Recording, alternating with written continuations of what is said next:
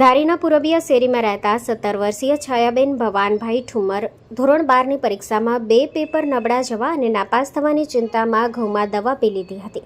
માહિતી મળતા તરત જ વિદ્યાર્થીની સિવિલ હોસ્પિટલમાં ખસેડવામાં આવ્યા હતા, પરંતુ સારવાર દરમિયાન તેમનું મોત નીપજ્યું.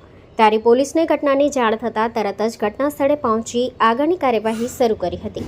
પરિસ્થિતિને ધ્યાને રાખી પોલીસ ઘટનાની વિગતવાર તપાસ હાથ ધરવામાં આવી રહી છે. Story report by Sanjay Vada, Dhari. માં motor driving, safe and sure driving. Driving એ શોખ સાથે આપની મોટી જવાબદારી પણ છે. અમારા ઇન્સ્ટ્રક્ટર દ્વારા સચોટ અને સરળ માર્ગદર્શન. આપની રોજની તાલીમની માહિતી મેળવીને શું અધુરાશ છે એના ઉપર પૂરું ફોકસ કરાય છે.